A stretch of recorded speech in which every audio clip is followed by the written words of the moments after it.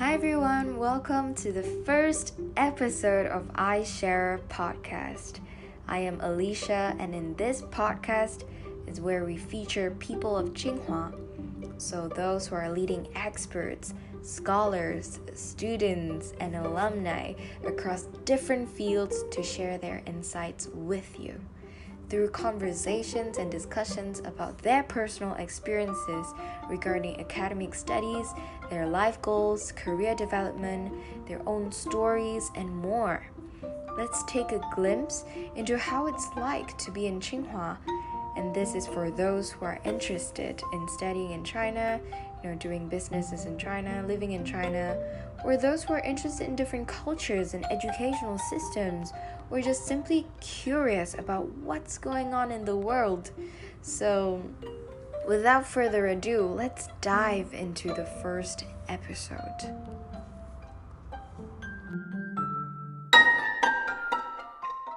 Welcome, Kate.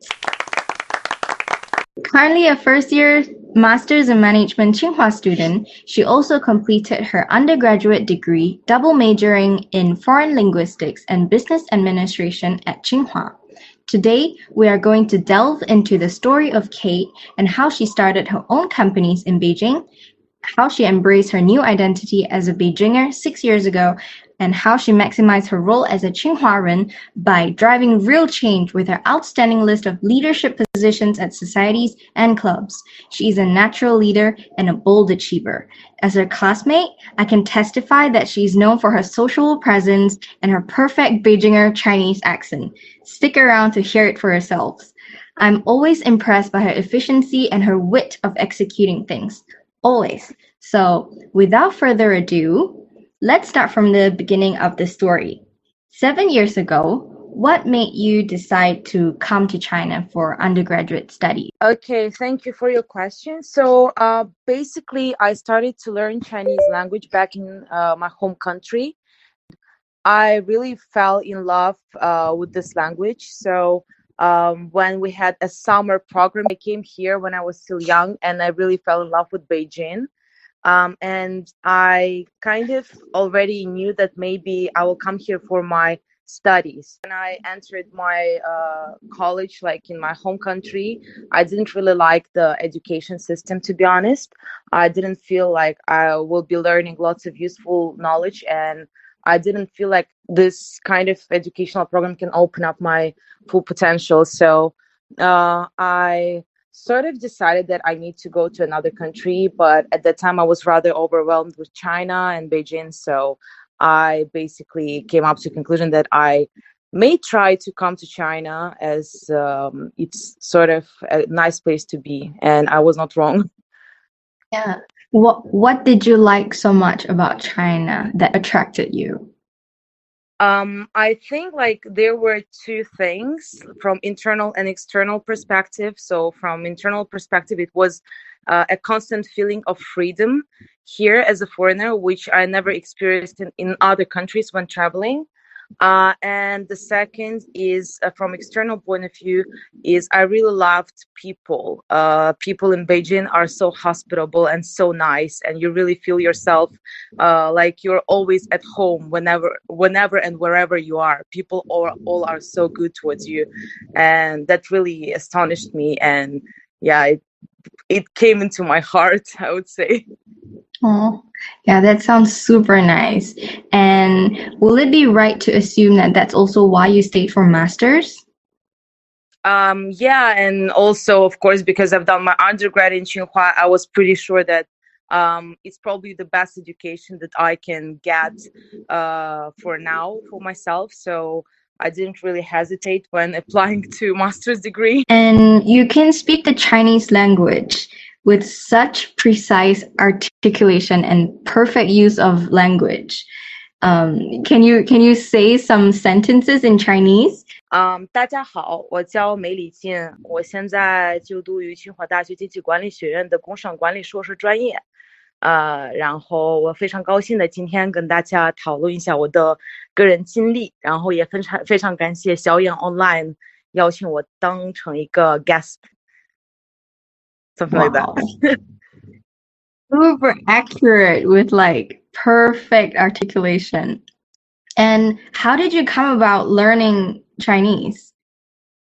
I actually started learning foreign languages from very early age because in my home country we have to learn that from grade one, and it came up that I went to French language focused school, so I started to learn French language from grade one and English from grade two. So I kind of was growing up with the sense of learning language, and I found it kind of like a sort of talent of myself because I didn't really feel pressured by learning languages. And afterwards I added up German, and then I saw that there is Chinese language in my city, so my mom was like, hey, do you want to have a try? And I was like, yeah, why not, it's so different. And yeah, that's basically how I came up to that point to learn Chinese. Yeah, so it sounds like you have also learned other languages as well. And Yeah. how many languages do you speak? For now, I can say that I speak fluently four languages. It's Russian, Ukrainian, English, and Chinese. But I've also learned French for 12 years of my life. But after moving to China, I didn't have enough time and opportunity to practice it. So basically, I kind of forgot it. As you know, like if you don't practice the language, you really forget it. But I feel like I need maybe half of a year time if you put me into a French speaking environment, and I will just get back all the knowledge that I had. And I've also learned German, but at that time I was really lazy, and I cannot say that I really remember something from German except for some bad words. Yeah. And what are some tips you would give to people who are learning languages right now? Try to learn the language in the environment where this language is used to, because if you put yourself into this environment, you have no other choice rather than use this language. And like, for example, for Chinese language, if you are in China, do not use English, like literally. Try to use whatever, like, if you even know like several phrases, go and practice them, because only by this way you're going to get some excellence. In China, language is sticking to your body because you're all the time here. So it's not really hard to get to a pretty decent level of Chinese if you stay in China and use Chinese every day. That's a super good tip. Let's talk about your life in Tsinghua. So, what do you do outside of your classes in Tsinghua? Because we know that you got the award of being an outstanding international student in Tsinghua. So, I'm very interested in how involved you are in the Tsinghua community and what are some activities that you do. So basically, within the time of my undergrad program, I became the president of Russian Speakers Association in Tsinghua. So the association which gathers people from post-Soviet space. And at that time, we were doing lots of promotional stuff to promote the cultures of these countries around Tsinghua, and do some cooperative events with other associations. And also, I was at that time the class president for undergraduate program that I have. So at that time, I just applied for this kind of award, and I was really thrilled to get it, because it's not something like a scholarship that everyone can apply, but like it was sort of really limited towards, like, in terms of the number of awardees. So I was really happy about it. But I would say that the biggest thing that probably impacted this kind of being the candidate for this award was what I was doing for the expansion of the culture, for making people learn Chinese, for encouraging people to come to Tsinghua to study Chinese, to study undergrad and masters. That I was really helping like different programs in terms of getting new foreigners, new international students to their programs, and bring up interest towards Tsinghua at all, like outside of Tsinghua and even outside of China sometimes. So maybe that's what impacted. And for now, also, I used to be the part of Roundtable of Graduates Union, since 2018, I would say. And from this semester, I was assigned to be the team leader for vertical communication team, which I'm also really happy about because this is the team which I entered when I just came to Graduates Union, and I'm pretty proud of our team and what we really do. So by bringing real difference for international community, we are really differentiated, and we try to help internationals to adapt better to their life in Tsinghua and in China as a whole. Wow. On behalf of all international students, I want to thank you so much for making a real change. You definitely deserved the award. And can you give the other students or international students at Tsinghua some tips of how to get involved in the different activities? I would say that the most direct and bold way to get involved is to do more stuff for your regional associations. Because in Tsinghua, we have so many regional associations which cover actually the whole world, I would say. So just come to your regional association, do some stuff, participate in events, bring up new ideas, because through this kind of attitude towards what your association does, you will be able to meet more people, you will be able to work with more people, you will be able to show yourself, and at this point you will definitely be seen by other people, and maybe you will become a sort of big figure in your association, and this will automatically bring you more involved into the international community because the teachers will know you, the office will know you, the students will know you. So you will kind of become a liaison between students and university. And this is when you get really involved as an international student. Yeah, super inspiring. Come to think of it, you literally know the entire school. Not the entire, but I would say that I Nearly. know many people. Yeah, yeah. Like a 地头蛇. Yeah. Yeah. Let's dive into your entrepreneurial experience in Beijing. It's super interesting because as an international student, to have businesses in China and Beijing, especially as a student, um, is very interesting for many people. I'm sure many people would like to know more about how you did it and why you wanted to do it initially. Yeah, of course. So basically, as a spoiler, currently I have two companies registered in Beijing. In both companies, I am the shareholder and the CEO. But the prerequisite history is that the first company I've opened it 3 years ago, when I was 20 years old, and it was a casual talk between me and my good friend from China. We were having a dinner, and at that time he went back from English speaking country where he spent several months traveling, and he just said like, oh, there is such a big market for education, why don't we do an education company together? He said like, I'm Chinese, I can take over Chinese part, you are foreigner, you can take over teachers. And I said, okay, that's not the problem. So we decided to start the company. But of course, within 3 years, we switched a bit because of the relevant policies in China. So we switched to actually providing the employment opportunities to teachers and foreigners in a whole, but mostly in the education sector. And the second company was just opened recently, like less than a month ago, with the main focus on network technologies and software development.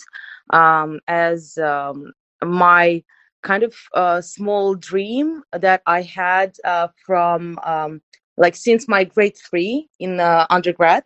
I went to Shenzhen with a School of Economics and Management for a sort of technological boot camp for 1 week. And at that time, I really understood like, oh my God, I really want to do something connected to technologies, even though I'm such a humanities person, not really understanding anything in STEM or something. So it was pretty a big challenge for me, but I do lots of stuff in terms of business, so I just needed to find a really good partner who will understand the technological part so that I can truly devote this part to him. That's why now I'm kind of close, one step closer to my dream that I have something more technological, and would love to do some prominent stuff with this company in the future. Wow, that's super exciting. And it's also new. So I wish you all the best on both of your businesses. And what is the most important thing, in your opinion, in starting a business in China? I would say that there are some small things that you have to be careful about as a foreigner. First of all, of course, the policies. Just don't be thinking as a foreigner when you open a business in China. You have to have Chinese mindset, and you have to better have a Chinese companion with you, even though it's not required by the policies currently. But still, it's maybe a strong advice I would give, because no one will understand China better than a Chinese person. Like, even if you stay in China for so many years, it's still the truth. And also, I would say that never rush, because it's really easy to make the mistakes when you hurry. Keep an eye on employees and partners, on their mood, and try to be flexible and ready to adjust own ideas and plans for common benefit, because China is a very fast-paced market, and every day there can be some changes. So you have to be very flexible and keep everybody motivated in any way. And also, don't be too smart. But by this I mean, like, accept help from other people. Don't think that you are the smartest person in the world. You need the help, you need the expert advice, you need the thoughts of other people, because only by this you can do better decisions. And it's a great factor that you have to consider when you do some decisions for your further development of your business. So never refuse help from other people. It's very valuable, especially in China, which gathers so many bright minds here, especially in terms of business. Yeah, super good point of staying humble and continuing to learn. So, can you also share with us some obstacles that you have faced in this on this journey? Yeah, so the first obstacle, I would say, it was sometimes time management, because at that time, when I opened the first company, I was still undergrad student. And when I was doing my undergrad in Tsinghua, I was doing double major, which means that I have classes Monday through Friday, daytime for the first major, and Monday through Friday evenings till 10 p.m., and also weekends for second major. And this is how I spent my year 3 and year 4 in Tsinghua. So it was pretty hectic sometimes in terms of really contributing to some physical development of the company. So I really had to rely on my Chinese partner on this part. I could only sort of contribute with my ideas and with some calls and everything, but I could not, for example, go for field research, or go for just direct communication with potential partners. So that was a big obstacle. And another obstacle, maybe it was the language barrier, because when I started the company, I just only came for the Chinese taught management program, and I didn't know many terms, like even really like small terms, like return on investment, or like even like business schedule, appointment, like these kind of business terms. They were really emotion for me, like unfamiliar. So I had to learn everything from scratch and get adapted in terms of language as well. But I would say that having a business really impacted my understanding of Chinese taught classes, because in the end I really learned lots from life, and it was much easier for me to understand what the teacher was speaking in the classroom. So I would say that every obstacle is actually bringing positive stuff as well in the end. So just don't take obstacles as really big problems, because you will have definitely have something good as an outcome, and some new skills and understanding of stuff as the result of the whole obstacle fighting. Yeah, sounds like a very intense journey, but I'm sure sounds like you've learned so much. And on that note of being so busy in both business and your studies life, so how do you balance both of these things, being an entrepreneur as well as being a full-time student? So I kind of balance it through time management. I do try to um, balance it really wisely. And this is when I finally started to use my calendar in my phone.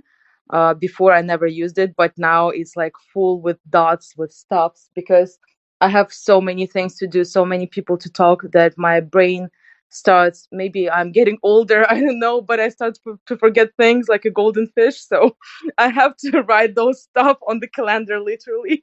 Um, and also in terms of possible like balance of social life and work life and student life, I would say that work and study literally become a part of my social life, because as a student, being involved in the communities, and as an entrepreneur, when your whole life is a sort of roller coaster of potential partners, new connections, and business offers, you kind of try to start to accept these kind of business talks as also a part of your social life. And I would not recommend to fully devote yourself to work and have no time to even have a dinner with your friends, because from my own experience, like even some casual conversations and some question answer like Q&A type of conversation with your friend may bring you new ideas and will make you possibly rethink what you were so much certain about. But when you say, hey, what do you think about it, and your friend just say one phrase just out of his or her mind, and you're just like, oh my god, I even didn't think about it. So this is when you kind of understand that it's important to still have social life, because if you're fully in the work, as you can say, you are studying, like wearing pink glasses, you start to have blurred eyes, and you don't really see what is happening around that clearly. So you have to have sort of get away with the social life and try to put as much of it as you can in your hectic schedule. Yeah, that sounds like a quite interesting take on how to embrace both aspects on life, and interesting to see how in your life you manage to make them complement each other. That is super inspiring. I'm taking notes now, actually. That's super useful. To the next section, which is your future plan. Can you share with us what are some of your short-term goals or your long-term goal that you have? Of course. So for my short-term goals, of course, is to complete my master's degree, and have myself a good professional development. I would really hope that by the time when I graduate in 2022, I have one of my businesses, or hopefully both of my businesses, growing steadily, so that I can fully engage in my own business, but also earn and be able to support my family. And as a long-term goal, I would say that it's possibly uh, on working on more projects and working with interesting companies for me.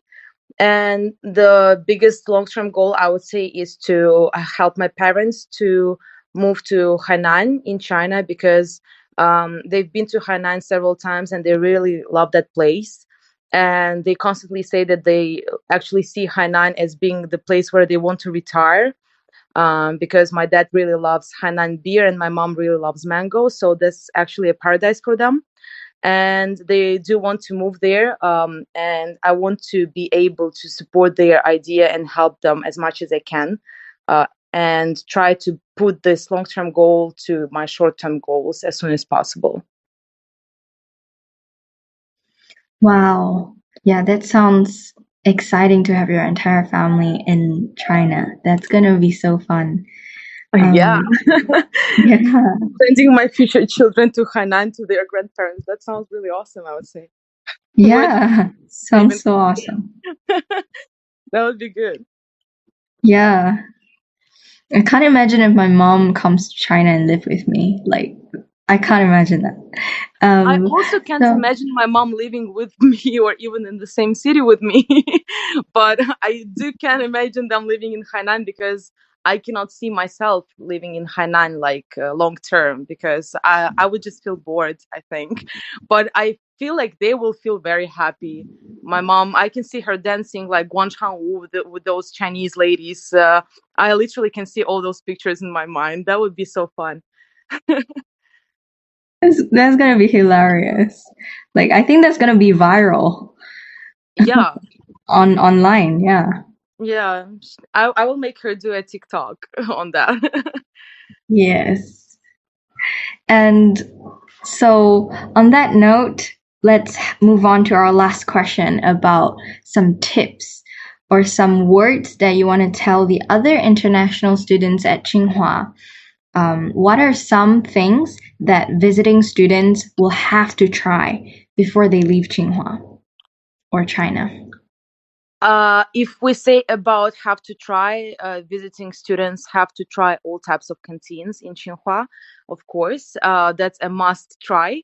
And about must do, I would say that the most important thing that I would say is not about learning many credits, having many classes, but it's about socializing and doing your network in Tsinghua, even if you are here for only several months or several years.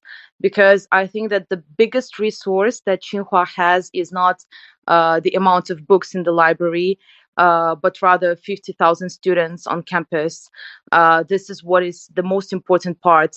And all these students are probably the future leaders in the world, and not even probably, I'm sure that most of them will be future leaders or really great experts in their fields. So it's really important and crucial to network and socialize with these people, because you do learn lots of stuff from these people, because they do have their stories to share as well, and they are the brightest minds of China if we talk about Chinese people, and they are maybe also the most brightest internationals coming to China.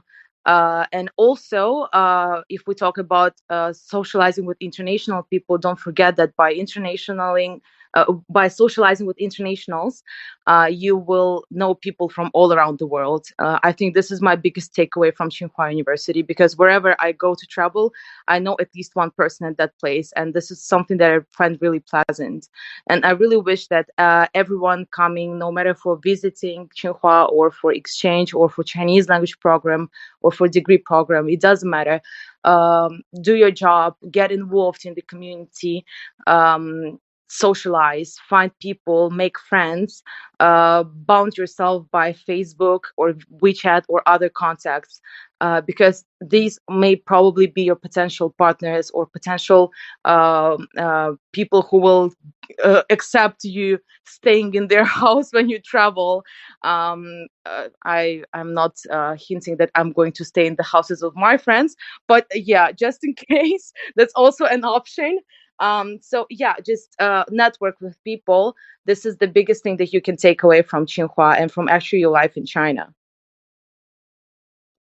Yes. So not just studies, but networking and making connections.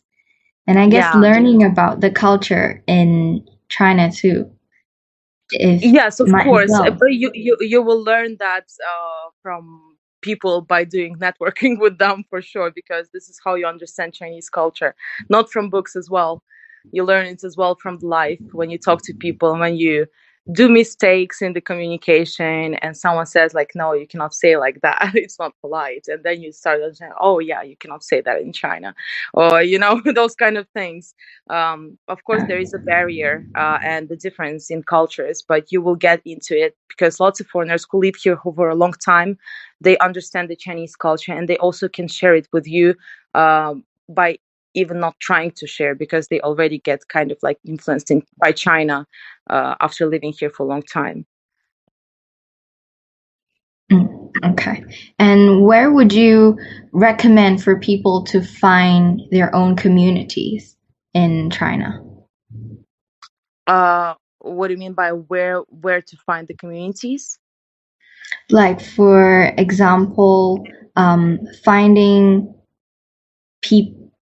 new connections and meeting people. How can one international Okay. Yeah, I got you. Yeah. So basically, first of all, I would say that how they would not be weird, but go to clubs and bars, because there are so many foreigners all around there, and these foreigners are not just like hanging out in the daytime. They may be like HRs from huge Chinese companies. I had this kind of experience in my life, which was really weird, but yeah. So you meet people in different places. This is the first time. If you're not a person who likes to hang out, go to coffee shops, go to some sightseeing, so where you can also meet lots of foreigners, and you can also search online, because there are lots of great communities that have their own websites, but they are mostly in WeChat. Like, they have their WeChat groups.